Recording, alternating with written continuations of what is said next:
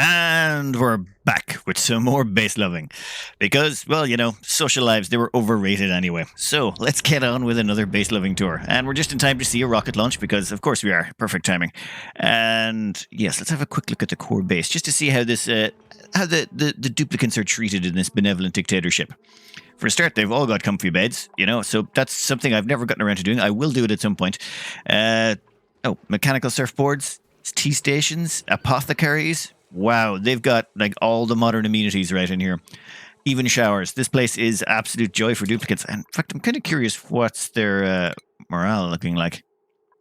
Okay, we're all looking in the 40s and 50s. Jesus. Someone is very nice to their dupes. All the dupes are inside this core base area here, and then to leave, they have to exit through these atmosuit docks. And then it's pretty much straight into transit tubes as far as I can see for all of them. There is a little bit of critter ranching going on here, sort of a smorgasbord of all the different ones you could get. We've got the pips over here on wild trees. Now, you can tell by there's a bunch of these iron ore chunks right here all over the place, 200 kilos. I'm pretty sure what was happening here was someone did a bit of sneaky bricky and they got those doors. Where is it? They got some manual airlocks and then entombed them on several sides before deleting them to make those little natural tiles. Done the same myself many times. It's very handy. Oh, and where are my manners on this one? This map was sent in by Wes, and it's called The Happy Home. It's an Arborea map with geodes, geoactive, and metal rich, because why not? Over here, you've got your Trekker Ranch, but this one is just it's a breeding area. There's no shearing done in here. They just breed. All the eggs are picked up. They're whisked into these over here, and there's a sort of a critter unloader here. All the critters that hatch in here set off some sensors, and eventually they get sort of shuffled down in here. Now, I know there's been some patches since this, so I don't know if this still works, but it was a pretty cool idea to have them all shuffled down in there. That's just for, all the hatches, they all stay in here. They're going to be overcrowded, they're going to get several debuffs, but their scales still grow back at 100% rate, which means you can just, keep harvesting them as long as you want. Really handy for getting lots and lots of reed fiber and plastic if you want. Also, we've got some stone hatches over here because, stone hatches are just good for all reasons. And a crap ton of conveyor rails. There are conveyor rails everywhere for everything. Here you've got your sleepweed farm. Temperature-wise, this should be nice and chill. As you can see, it's all running on thermoregulators. I know thermoregulators are not as efficient as aquatuners, but still, that is a pretty sweet and nifty way of doing things. I mean, at this late stage of the game, who cares about power anyway? Well, okay, this base does not care about power either. We have to get around to that later. Oh, industrial brick over here. Now, what I really like about the industrial brick is the feng shui they've got going on with the two office desks. The computer desks down there, I've seen random bits of furniture about the map. So, like over here, I don't think these were built. I think they were just here naturally on the map. And then, this construct was built around it. Because, I mean, those office chairs look like they perfectly fit in there. It's like, we're just going to sit here and do our daily office grind. Okay, true, it's beside some large power transformers, but it could happen. So this is the industrial area, and then we've got some poke shells over here. Their only purpose, it seems, is to eat the polluted dirt that comes out of this and make sand out of it. But over here, where was it? Yes, petroleum boiler. So this is, we've got a little compactified petroleum boiler with a much shorter heat exchange than you'd be normally used to, and then this sort of weird contraption on the end. This is just a different way of transferring the heat in, and it's got all the metal tiles around it to make sure the heat transfers pretty well. Though you can see there was a little bit of pipe breakage there, so they've been replaced with insulated pipes to stop there's insulated pipes up to about here, and then it switches to radiant pipes just to prevent any pipe breakages. For this heat injector on the side, what happens is the magmas drop down from here, and it drops down on top of this door. There's a liquid sensor to detect, so it keeps, once this runs out of heat, it drops down more liquid, and then that will eventually solidify into tiles, and once it does, the heat gets transferred across.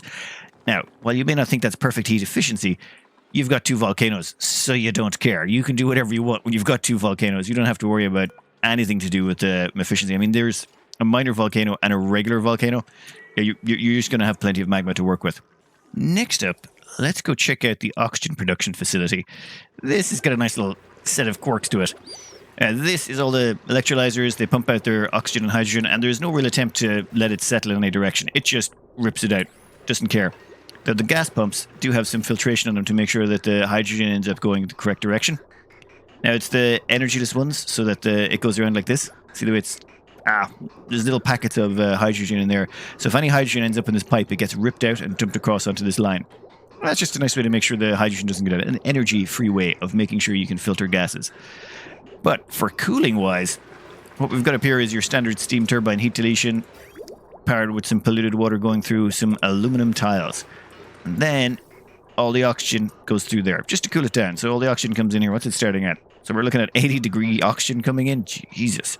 And by the time it goes out, it's all about 15 degrees or so. Just, 22 on this side. A little bit slower on the right-hand side.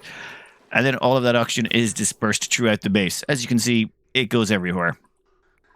Oh, arbor trees as well. There's a lot of arbor trees going on because right down... Where was it? Damn it, did I miss it? Nah, right down over here, we've also got ethanol refinement going on.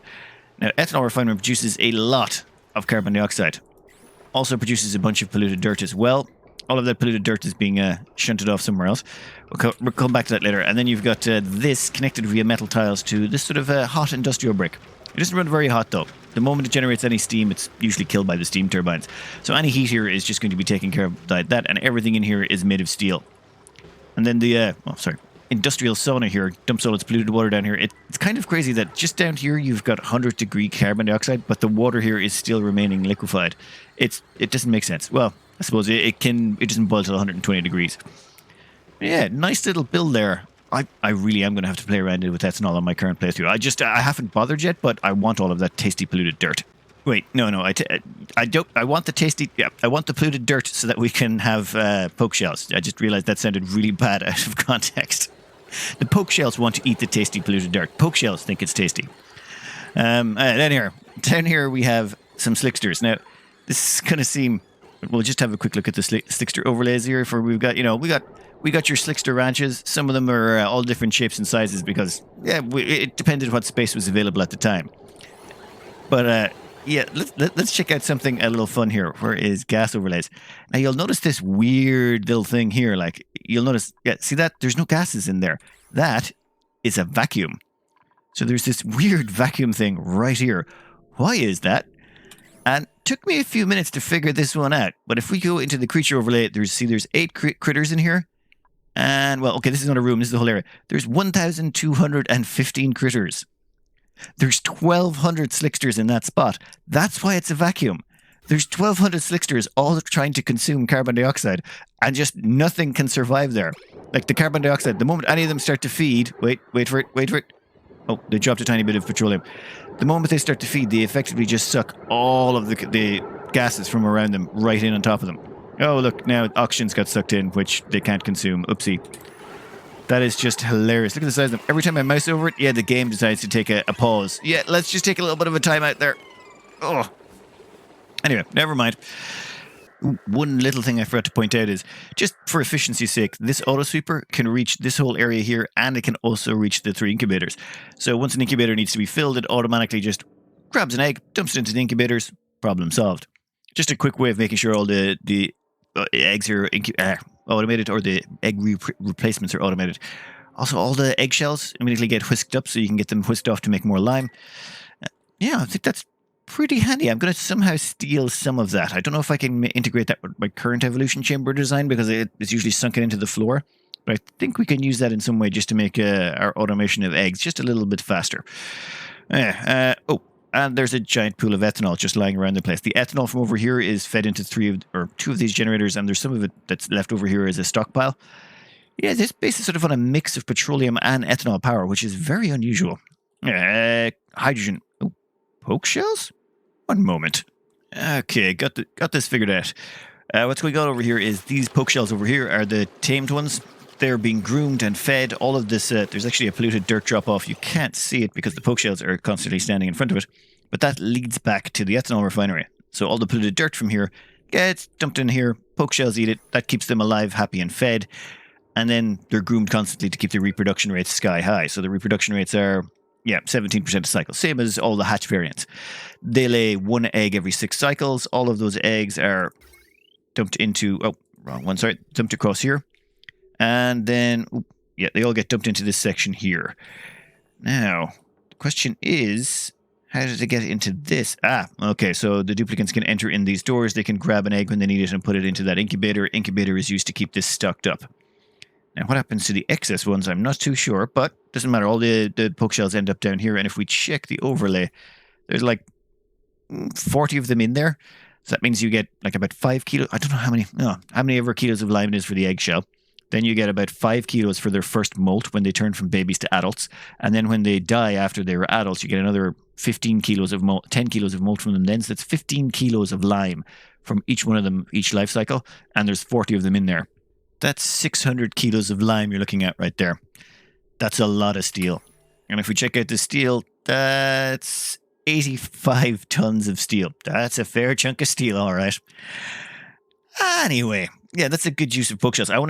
This is my plan on this playthrough, is to try and get my hands on some poke shells and do something similar, just so that I can mass produce steel. I'm on a Badlands map right now, so I figure there's so much iron. I'm going to nick a bunch of your ideas. Thanks, Wes. Anyway, over here we've got hydrogen vent, and these things come out at 500 C. It's stupid how hot these come out at. Considering how little hydrogen you get out of them, it's kind of annoying, but you can cool them down. So that, I've never seen the new animation. There's the automation wire now affects these, so you can now close them with an automation wire. I think this, I don't think that was meant to happen. This is an older map. I'm still pulling maps from my email, so this one, that probably is not meant to be closed. But yeah, the hydrogen will come out of here, get cooled down, and eventually gets pumped out the bottom nice and cool. Nice little system. There's plenty of water around the map in terms of vents and geysers. It's everywhere. This map is covered in lots of waters. Lots of water. As you can tell, it's a geoactive map, so there's plenty of vents that showed up, and several of them are water-based. Now, one of the interesting things is you'll see is, I've seen this on a lot of people, they like to leave the abyssalite in place so you can see where the old biomes were, and they only demolish them out when they need the space for to put in some buildings. Over here, we've got your liquid oxygen, your liquid hydrogen in small, standard-sized tanks that are not so ridiculously oversized. I like these ones. This is a sane quantity of fuel for your rocketry program. And then we've got your rocketry set up here, and then this little sucker here. This is this is just a plug socket with some IXTHYS built in, and you'll notice the 200 kilos of iron ore trick used again to get in those tiles. I'm pretty sure some pips were wandering around there for a while to plant all of those. Oh, and this, where was it? Is this finished? Yeah, I think it is. Let's check the scanner quality. We check the scan quality, 100%. Oh wait, no, it's gone to 0. The door's opened. 1 second, scan quality, come on. Come on, scan quality. There we go. So scan quality is 100%. There's no interference with this. And scan network quality, that's all the scanners hooked up together, to 100% effectiveness. So they will detect things 200 seconds out before they arrive. How is this achieved, though? Because if you look, there doesn't seem to be any other scanners here. However, you just got to look downwards. There's 1 scanner, 2 scanner, 3 scanner, 4 scanner, 5 scanner, 6 scanners. All of them all stacked one on top of the other. Little known fact, well, okay, maybe not a very popularly known fact, scanners don't care about what's in front of them, and it doesn't matter if there's other scanners placed above them. So 6 scanners placed in a row, so long as you give them 15 tiles of sky to work with. Is it 15 each side, I think? Yeah, something like 15 each side. So something like that. Give them that much free sky to work with, and they're fine. So that all the way down to the bottom is open sky. Oh, just to note, make sure you have them in complete vacuum. Gases interfere with them as well. But this is just a very space-efficient way to get access to the sky, assuming you're willing to core out all of the area below it. You're going to have to do a lot of coring out. Also, the telescope's down here. Just a very nice little and compact way of making sure you've got access to the sky. And that allows you to automate all your solar and your rockets and everything like that with 100% scan quality going on. Really nice system. Really like that. One last thing to take a look at was, yes, Copper Volcano. I think this one is still active. It's the gold volcano that uses the exact same system. This is one of the ones where it's all about using conveyor rails and their massive heat transfer to get rid of the heat. What's the temperature of these? Let's have a quick look. What's that coming out at? 253. Ooh, that is a bit toasty. And then it comes down through here and then gets immediately shunted right back in again. So all that's happening is volcano erupts. This auto sweeper, made of steel of course, dumps it onto the conveyor loader. Conveyor loader sends it across all of these conveyor rails. And because they're on conveyor rails, they transfer their temperature really promiscuously with all the steam and atmosphere around them. This gets eaten by the steam turbine, and then it just keeps rotating round and round and round until it hits a preset temperature. Once the preset temperature is hit, this here will start shunting them through this cooling block. Cooling block is... this aquatuner over here is providing cooling to this whole area on the left-hand side, these metal plates. And once all of... well, once the metal is considered of cool enough temperature, which is 135 C, all of these pieces will start getting shunted through that. They'll get chilled down going through here. And then, boom, you've got some nice chilly copper ore dumped right back into your base, which is... Wait, where is it going? Where's it going? Where's it going? Wait, no. What? Where? You know what? I'm not following that any further. That is... Oh, I think I've gotten confused. I think I've gotten confused because there's a lot of conveyor belts in this base. Let's have a quick look, see, shall we? That is so much conveyors. Normally, I mean, I've seen some bases with some conveyor networks, but normally not such extensive ones that cover so much of the map. That is ridiculous. Temperature-wise, the map looks kind of like I was sort of expecting. There's just there's blobs of temperature depending on the biome, because all the abyssite was left in place. It actually does a pretty good job of insulating all the temperatures, assuming you don't dump a huge chunk of industry in there. Now, let's pause this before I do on the piping overlay. I've had too many crashes from piping overlays recently. Piping network's not looking too bad. That looks pretty damn clean, to be honest. What is this over here? Ooh.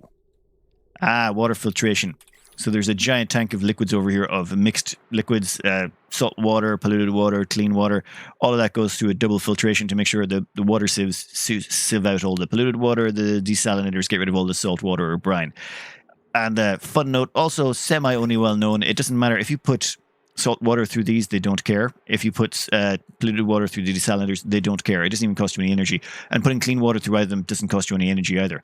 You can put any water through these, they won't care. It doesn't damage them. As far as I'm aware, that doesn't damage them. If you put petroleum or something like that through it, well, that will cause problems, I believe. Anyway, where were we? Yes, we want to have a quick look at the power grid. I'm guessing the power grid's going to be reasonably clean? Yes, there we go. Now that is the power grid of a human being. It's clean, it's organized, but you know, there's a little bit of humanity in there. Oh Jesus, sorry, there's some humanity in there. You can see the plan here. It was like, I'm going to put one transformer per level and run a 2 kilowatt wire across. Nice. Yeah, I've used that plan before myself. It just simplifies things in your head. You don't have to think. You just go, there's one 2 kilowatt wire per level, and then if I need any more power, I'll just steal it from the other floor. Anyway, last but not least, let's see if they have any fossil left. You know what? I'm going to call that pretty damn clean. I don't see any fossil there. Nothing along the bottom. Wait. Is that pinkness? What is that up there? Is that insulation? There's 2 insulated tiles made of insulation for no reason. Yep, that's happened to all of us where you accidentally make something out of insulation. I have burned some of that before. Yeah, that's a quick tip. If you want to find insulation on a map, you can just turn on the mineral overlay. Insulation is the only thing that turns up as bright pink. So you can see all the bright pink insulation being used in the piping over there in bits and pieces. Oh, and I forgot to cover this little thing. This is an infectious polluted oxygen vent, and it's just been let vent into space, just so that it can be used to produce even more clay, because ceramics always very handy. Anyway, thanks again to Wes for this map. The save game file will be included if you want to go in, browse, and have a look around. But very interesting. This one could take a little time. Definitely could take a little time. Dear frickin' Lord. This map was kindly sent in by IXTHYS, IXTHYS, IXTHYS, which I'm going to presume is either German or Korean. The reason being, if I Google IXTHYS, I get the first result is a Korean restaurant called IXTHYS, located in Germany. So yeah, there's actually a place called IXTHYS in Germany that's a Korean restaurant. Little things to discover while doing base loving videos. It's amazing. Anyway, let's maybe start with the core living areas for this enormous 10,000 cycle base. 10,000 cycles. Just put it out there, 10,000. Anyway, to start off, everyone's in their own little apartment. As in, say, there's the comfy bed here assigned to Hassan, and if we check in here, the toilet is also assigned to Hassan. Now, that does mean anyone can come in and can use Hassan's shower, but whatever. The doors are not locked anyway. Anyone can come in or out or any of the rooms. It's just easier for building as well. A couple of recreation rooms down the bottom. Oh, this kitchen. Yeah, you know what? We'll go to the kitchen in a minute. I don't think I can handle that quite yet. We've got plenty of decor going around in terms of all these gold tiles. There's a lot of gold tile on this map. More on that later. But lots of gold tiles going on. Several more apartments up here. It's got to support all 24 dupes. So there's sort of like one block of apartments up here with built-in recreation. And then over here you'll see a sort of a duplicated apartment block with recreation built in also. Compost down the bottom. Then you've got of course, your stupidly ridiculous Paku tanks of infinity. Actually, how many is they up to in here? I can't tell. 134 critters. Yeah, that sounds about right. Paku are pretty much, yeah, you can just grow so many of them. But let's do food, right? I've stalled it too long. Let's just get into the food section here. Yep, there's a lot of conveyor rails going on here. I will try and explain this, and I'm going to explain it badly because this is pretty hard to figure out. Now, we've got your mushrooms over here. We have your sleet wheat over here. We have your bristleberries over here. We also have some mealwood over here and thimbleweed, though I'm not sure what's going on with the mealwood. I think that gets shipped back in. But just to give you an idea of why this is a little confusing. Actually, no. First, we'll do something less confusing and go with cooling. So this sleet wheat farm is cooled by this down here. So this little cooling device cools down this area. That cooling is then spread out to chill the sleet wheat farm. It also cools down this cool steam vent so that it can provide water. Water is put into that infinite storage container here, so there's plenty of it. But yeah, let's maybe follow the life of the sleet wheat. So the sleet wheat gets sent across here, all the way up. Now this is going to get confusing. I know it was for me. Now it can't go right here because there's a green on that side, so it keeps going up here. It can't go up. There's actually a green all the way. That goes on a long way. I traced it for a bit. It can't go that way. It can't go in here, so it goes across, hangs a left, comes down here past all these areas, goes across here, keeps going on this way. Can't go left there. Keeps going on straight. Keeps coming across here. Hops across this section, goes on straight. And here is a little confusing, but as far as I can tell, it goes down here through this loader and then on this direction before eventually ending up here where it drops down into this section. Then it is sorted into its component parts depending on where it's going. And then all of the raw materials are fed up here. So you've got your lettuce, you've got your mushrooms, your bristleberry, your pinch of pepper nuts. All of these get fed into these two systems. And what do you get out of it? Well, you get stuffed berry, mushroom wrap, and pepper bread. And if you'll check up here, you'll see 3 million calories of mushroom wraps just ready to go. Also, pretty much an identical setup on this side. Food stored down here. So difficult to figure that out. Is there stuff I've missed? Definitely. I'm pretty sure there's a pinch of pepper nut farm over here on the left somewhere. Where is it? Yeah, this one. Pinch of pepper nut farm over here. But everything is so spread out. Petroleum boiler. Because, yeah, there's just a random petroleum boiler lying around the map. Though I really do like the cooling they've put in on this robo miner. To keep this cool, when this cool slush geyser erupts, it pushes water off against this side, which keeps the mining drill cool. And then that polluted water is pumped up off here, of course, into infinite storage. Just a nice little trick. Also, we've got your infinite hydrogen storage down here. No attempt at cooling done because that's a thermium gas pump. It can survive up to 975 C. And at this late stage of the game, thermium common as muck. You can have that stuff wherever you want. Anyway, yeah, petroleum boiler. But that is not the least of it. Let's have a quick look at what's this made of.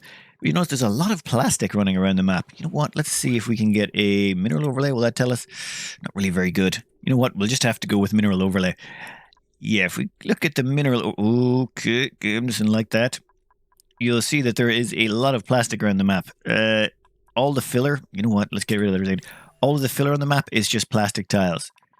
Lots and lots of plastic tiles. Well, everything below space. In space, it's just filled in with gold. Yes, all of space is filled in with gold tiles. Look at that. That is the most ludicrous amount of gold you have ever seen. Yeah, 10,000 cycles. What a difference 9,000 cycles makes. And let's go back over mineral overlay. The great thing I like about the mineral overlay is we can find the pink runs. Those pink runs are all insulation. So there's insulated pipes running all over the place. Imagine the game is going on so long you can afford to run insulated pipes of that length. That is just... Holy Christ. Oh, let's have a quick look over here. Here we've got a sour gas boiler. Because, you know, it's a 10,000 cycle base. You're going to get bored at some point and go, you know what, let's just build a sour gas boiler. Now, this sour gas boiler uses the drip method. What that means is crude oil is just dropped in raw at the top and then it pops onto this tile. Now, there's a little bit of a weird mechanic here where liquid has a tendency to go more right instead of left. So it will end up where the crude oil has a tendency to go a little bit more right than left. So you'll notice that this is turning to petroleum a lot faster on this side. But anyway, it drips down here and it gets spread out, passes all these temperature shift plates. By the time it hits the bottom, it gets hit by these aqua tuners, which heat it up so hot it turns into sour gas. That sour gas, then it gets forced back up. There's the drip effect, as in all the liquids pushing down. You know what, let's turn on the liquids. You see the way the liquids kind of come down and what they do is they end up pushing the gases upwards. So the gas has ended up getting forced out the top. It's kind of a nice little pressure system. And yeah, so you'll notice down here, sour gas is about 40 kilos, but up the top, sour gas is 135. Very nice use of mechanics to trick the game into doing that for you. Just a handy way to push the gas up. So yeah, the heated gas passes all the petroleum and crude oil on the way up and causes the crude oil to flash the petroleum and the petroleum to flash the sour gas. Then it goes all the way down here and it gets frozen down to minus 100 and... what is it? I can't remember what you need to make methane here. Yeah, well, it's a lot. You need to freeze it down to minus 163 degrees or something like that. And then it turns into liquid methane. And the methane you just dump across here. And then it turns right back into, well, it turns into natural gas. But temperature-wise, what's going on here is just as interesting. It starts off cool, comes down and heats up all the way down. Then after it's heated up, it gets forced at the top, which counterflows it against the crude and petroleum coming in, cooling it all down. And then as it comes down here, it's counterflowing against the natural gas. The natural gas down here that's been supercooled flows up the opposite direction. So this stuff cools down as it goes down until eventually it gets down to the bottom. It's pre-chilled to 120 or so, 150 in places. And then pop, freezes, or well, liquefies, gets dumped in here, goes all the way up. And now you have just gargantuan amounts of natural gas. How gargantuan? Well, let's take a quick look at the gas overlay. That all goes up and feeds into this natural gas array. Yes, I remember building one of these before. They feel ludicrous. They are ludicrous to build. This one, though, is heavily chilled. There's a thermo aquatuner up here running around at just stupid amount of supercoolant. And the supercoolant is cooling down all of the natural gas generators, which dump out a whole load of polluted water and carbon dioxide. Yeah, so all of that carbon dioxide, though, you know what, let's find out where that goes together. I haven't bothered following this yet. That's all dumped into the joys of space. Okay, never mind. And that is the power source of this base. They have a petroleum boiler and a sour gas boiler. You know what, let's have a quick check. I'm pretty sure they've got several oil wells. Yeah, they've got more than enough oil wells to support one of them. Those three will probably feed into the petroleum boiler, and these three will feed into the sour gas boiler. So plenty of petroleum to go around. Or crude oil, I should say. Then you've got your gold volcano tamer down here, because why not? You're going to need an awful lot of gold if you want to wall in the entire top of the map in gold. Let's check out the refined metal. How are we looking on the gold front? Still got 1,553 tons of gold. 1,553 tons of gold. Try and wrap your noggin around that. Oh my god. Gold pours over here, lands on these, and it's step cooling, as in it cools on this and then it gets dropped down to the next layer, cools on this and then it gets dropped down to the next layer. You can see there's just some timer set up here on the other side, but is it dormant at the moment? Yeah, it's dormant. We can't unfortunately see it in action. But it's one of the older designs, but also one of the cooler designs. The older ones look cool. Now, then you've got your industrial brick down here. I doubt this has seen much use in a while considering how much has been going on, but this burns off all the petroleum. And as you can see, it's piping Fantasia. Oh my god. I'm going to need a minute or two to figure out what's happening. Okay, I think I got it.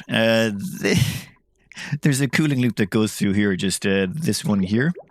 It's super coolant, it pops down into this tank. It's metered out to 5 kilos per second, and it flows down and around here through the battery box and the plug sockets to make sure they all stay cool, and just generally flows through this entire area, cooling everything down. Then we've got one line of water that comes in here just to feed a carbon skimmer. There's a carbon skimmer right down here in the bottom right-hand corner to keep the carbon below a certain level, it would appear. Now that has water going into it, and then the polluted water is fed right back and drops in here into this tank with the polluted water from a couple of other carbon skimmers that are nearby. And then they're all sieved into this water tank before the water gets sent off to be sent into water storage. Then, what else was there? Oh, yes, there's the piping here that goes from the oil. This oil leads back from the petroleum boiler, comes in here, stockpiles up on these tanks before being fed into these petroleum boilers, petroleum generators. And there's also some plastic over there if you need it, but I don't think they need any plastic anymore. I think they're good. You know what? Let's check how much plastic they have. You know what? They only have 66 tons of plastic. That's not a lot.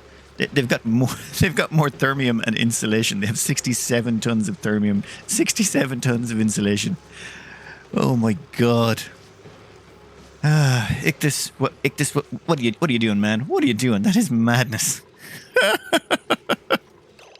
Oh my god, you have pedestals with the little miniature universes on them. I haven't even looked at the decor. Damn, you've actually managed to overpower most of the negative decor in some of those areas. Oh yeah, you got good decor going on. Just a bit. Oh god, that game. My computer is crying a little bit. I can hear it screaming. Oh Jesus. Okay, good job on the decor front. That seems like a very glowy base. I can hear my computer just grinding away there.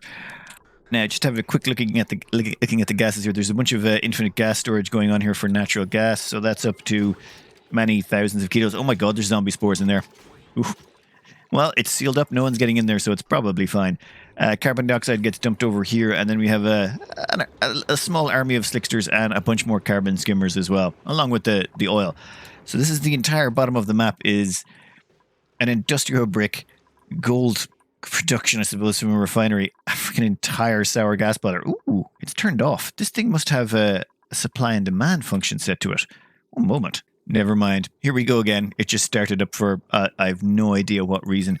I presume it's something to do with, looks to be a few different sensors, but I think the one that got us here was this one. If the pressure is below 2,000 kilos, it turns on. This one went above, and so it turned off the system. If there's too much natural gas collecting, it turns off the system. Supply and demand. Anyway, yeah, that is the bottom chunk of the map. Well, this bottom third. Let's just have a quick glance at some of the other things that are built around here. Like, let's say, we got a saltwater geyser. This one here is dumped into infinite liquid storage because, of course, it is. We've also got the desalinator nearby, so all the exiting water can immediately get desalinated. Polluted water. Oh, that's for, yeah. There's carbon skimmers everywhere because on this map, it's not open, so the carbon dioxide will have a tendency to collect in different corners. So I'm pretty sure carbon dioxide will collect down here in a few other locations. So carbon skimmers are liberally sprinkled about the bottom of the map and in several other locations just to prevent it from building up to problematic levels. Over here, we've got more polluted oxygen, and I'm betting an awful lot of slime lung. Oh, God. Oh, my God. Yep, that's a lot of slime lung, all right. The reason for all of this, and yes, this is going to sound crazy, is for mushrooms. This whole setup up here, as far as I can tell, is designed for mushrooms. We'll actually follow someone here. Yeah, we'll follow... Where are you going, Lyra? No, never mind, she's going somewhere else. All of these puffs produce slime. Slime drops down here. Slime gets handed into the conveyor loader and gets dumped down here into the water. So there's like 367 kilos of slime down here. So that... Well, and the algae distillery is turned off. On a map this old, there's just no slime lying around the place, so you actually have to make your own if you want to make mushrooms, and you're going to need that if you want to make mushroom wraps. Here we have Catalina, and Catalina's come along to pick up some of this wonderful slime. Now, let's see what happens when we move this on, and she should hop into the transport tube. And let's have a quick look at what it's like for a duplicate in this base by following them around on the transport grid.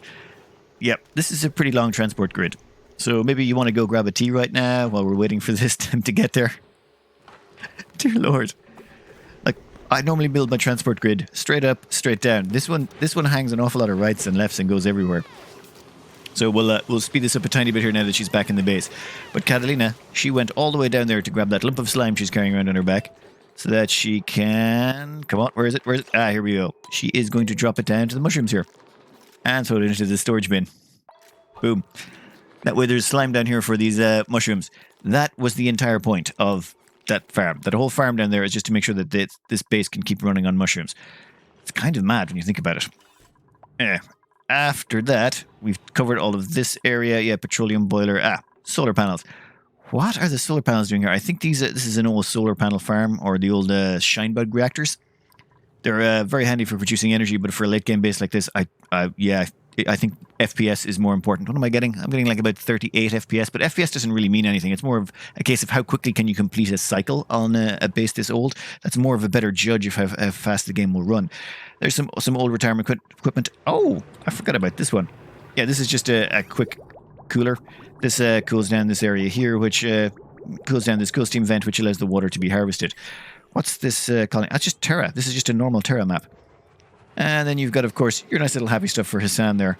The pressure on these is much lower below than above. You can actually cause high pressure ear jumps to get popped with these things. Hasn't happened to me yet, but it is a possibility. Let's cover some of the more, well, odd things that are going on around here. Just, okay, more odd than covering the entire map in plastic.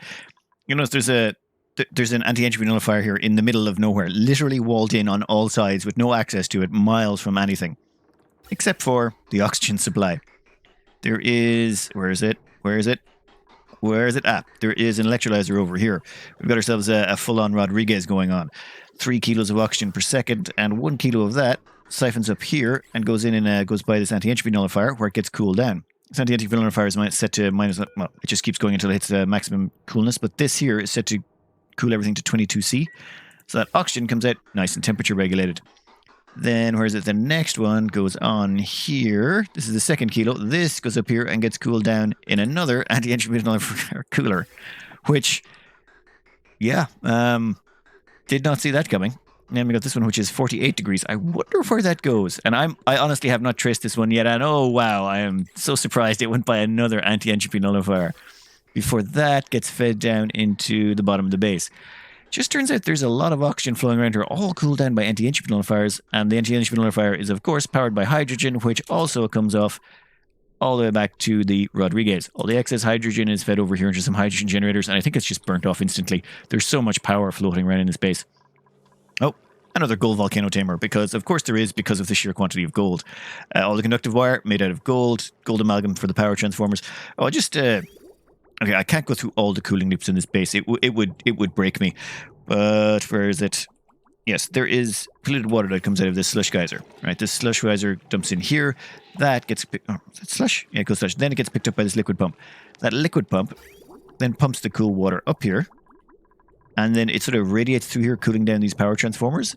Keeps going up, radiates through here, all the way around, cools down the hydrogen generators, and then goes through the metal tiles here. All these metal tiles along the bottom. Cooling down all the transformers before eventually going over and being consumed by the Rodriguez. This will always keep flowing because there'll always be oxygen being consumed, so it's just a handy way to go, yeah, let's use this cool slush geyser for some cooling instead of wasting it. Very nice little trick. Anyway, what do we got up here? Oh, look, is it another slime? This is completely different to the other one. This is a different one, but this also produces slime. What the? Bleachstone? Wait, is this a bleachstone production facility? One moment. I get it. Lettuce. To grow lettuce, you need bleachstone. So, renewable bleachstone source, you're going to need to get your hands on some of these pufflets. Now, there's squeaky puffs in here. I don't know what exactly is going on. This entire room is full of chlorine, so yeah, it's only going to produce bleachstone, but there's no critters actually active in here at the moment. I think... Oh, wait, there's 2. So you need squeaky puffs to make them? Oh, I don't know. I've never really messed around too much with the puffs.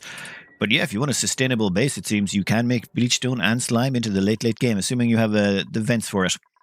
And that, it took me forever, but I managed to locate the lettuce. The lettuce is down here below the mushrooms. So there's a big container here of bleachstone so they can support the lettuce and the waterweed, I should say. Sorry, not lettuce, waterweed. So that you can make all of the tasty foods that require that. I had not noticed that already. And of course, we've got another cooling brick over here. Do I dare trace it? Oh, please, no, I don't want to trace that. Oh, my God. Well, okay, it cools down the jet suit docks and also goes all the way over here to... I don't even know. Why is it going down? Okay, and it's also cooling down here. So this entire area here where the transformers are, which feed... Oh, you know what? I'll look at the power grid at the end. I'm too scared to look at the power grid just now. Then that goes in here and cools down this area, which is a ranch for something that currently has... Oh, Vols, Cheval Ranch. Right, that's where it's got the cooling going through it. And then that cooling goes all the way back over here. Oh, this is why I'm terrified to turn on any overlay. I'm like, no, this is going to take me forever to figure out what's going on here. It's just everything is so vast on a map this old. Right, anyway, that covers that. Then we've got another steam turbine cooling device over here, or cool steam vent cooler over here. And then we've got the Cheval farms we covered. Oh, and... spare stuff. There's a carbon dioxide geyser. There's an oil reservoir. There's a water geyser. Yeah, there's lots of random geysers and vents stuck around the place. Polluted water vent. And then you get down here we're back to the main base. And it's kind of amazing that the main base sort of spreads out all the way from here, all the way across to the other side. That is a massive centralized base. Up here, you've got your standard issue solar panels, all done in the pyramid formation. Then we've got your battery box, power transformers, all of that, all cooled down by that box. And then let's see, liquid oxygen production. Yep, that's a ludicrous amount of oxygen storage. That all feeds across. Oh, and there's even a backup tank. So there's, 5 tons of oxygen in there, just in case we could run even a tiny bit low. Opposite side, similar design. Actually, let's have a quick look at this. Now, do bear in mind, automation has changed recently. So, yeah, no, thankfully they didn't intersect any ports that would cause any mess-ups. So, steam turbine to delete the heat. Aquatuner there, and I'm guessing that's all supercoolant in the pipes. Yep, supercoolant in the pipes to cool down the whole area, and then that makes the hydrogen. Hydrogen is pumped into the rockets. And even more of those on the other side. More solar, more battery power, more all of that. Just, is that a complete mirror? That looks like a mirror build. 4 in the middle. And then, oh my god, is that measured out so they're exactly the same on both sides? Yeah, I measured it. That's actually perfectly accurate from both sides. If we grab, say, the dig tool here and just go from there all the way across to just touching the rocket silo, you'll notice that is 103 tiles from the edge of the map to the edge of this rocket silo. And if we go to the opposite side, from the edge of the rocket silo to the edge of the map is 103 tiles. So this is a perfectly symmetrical build where there's the same amount of solar, the same amount of batteries, the same amount of everything on both sides, even the same amount of fuel production. 4 rocket silos in the middle, perfectly symmetrical. The only thing that's not symmetrical is this oxygen production down here. Oh no. Oh no, the terrible horrors. The horror. So we've got a second Rodriguez around here, which is just for dumping oxygen into the surrounding buildings. Liquid oxygen production, your telescope, the usual bits and bobs. So where's those other 2 kilos going? I'm kind of curious. They go over to the suits. That makes sense. And the other one goes down here to oxygenate this area for whatever reason. Okay, now for the moment of truth. The first thing I want to check is there any sedimentary rock left? I mean, I'm going to go out on a limb here and say no, there is absolutely 0 sedimentary rock left anywhere on this map. Wow, I think that was a good guess on my part. Dear Lord. What's that? What is the natural rocks that are left down there? We've got that's insulated tile made of ceramic. Oh, so those fancy colors are the ceramic. Now, pay special attention to the pink stuff. That bright pink stuff is insulation. Look how much insulation is used on this map. There's more insulation on this map than I've probably collected across all of my maps combined, or pretty damn close to it. That is just a ludicrous amount of insulation. Let's stop that before the game crashes out on me. I can feel it chugging as I zoom out there. Next up, let's have a quick look at the temperature overlay. I'm curious to see oh my god. Some of that place is pretty warm. I suppose it's all plastic, so unless you cooled the plastic after you made it, the plastic is going to be pretty toasty when you place it down. Oh no, it should reset to 40 degrees. So yeah, that's a pretty toasty base all the way around, though the gold up here is a completely random assortment of temperatures depending on its location. Okay. Yeah, I'm going to leave it paused while we crack open the liquids. Oh my god. Jesus. Okay. So, yeah, there's one of those. There's that cooling loop we traced. If I hadn't traced that cooling loop, I would have no idea what that was doing there. And the core base. Oh my god, what is going on around the core base in terms of that? I suppose there's so many showers and sinks spread across everywhere. The amount of liquids you're going to be pumping in. And then around the outside, I'm going to presume that's some sort of cooling loop. Yes, that's got to be oh wow, yeah, that's a cooling loop that goes all the way around the map. Or all the way around the base and then off over here for cooling. Jesus. Right. Yep. That would break my brain trying to go through all that. I am not trying to figure that out. No way. And oh yeah, and there's that giant mess of pipes we looked at before. Hey, gas overlays. Gas pipe overlays. Yep. Looking actually pretty normal. Gas piping is never crazy on most bases. It's very rare to have crazy gas piping on a base. And then, of course, let's look at the power overlay. Now, this one, yeah, I'm pretty scared of what the power overlay is going to look like. Okay, thinking about I swear to God, I pressed that button. It's just, oh, Jesus, it looks almost like a circuit board. Though it's not. I was expecting this to be ridiculously neat, but it's not. It's human. Honestly, I'm kind of surprised. No offense, IXTHYS. I just assumed it was going to be like, perfectly, robotic. Oh, wow. Let's have a quick look-see here. We got your main core power spine coming from... You know what? Let's have a quick look at this power spine. I'm curious to see how much power there is being produced on it. Power-wise, we've got power produced 68 kilowatts of a potential 95 kilowatts. Oh, wow. What is the power consumed? It's actually pretty mild. It's only 23 to 24 kilowatts. Yeah, that seems like a perfectly normal, steady, stable pace to me. Oh yes, power spine. Power spine goes through here, hooks into some other stuff there. This would be the centralized core power, I suppose, that would go up and it's a side spine.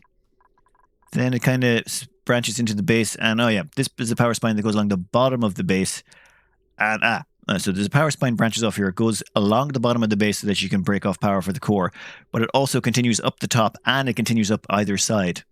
Okay, before eventually going up into the top half where it hooks into the solar and all of that.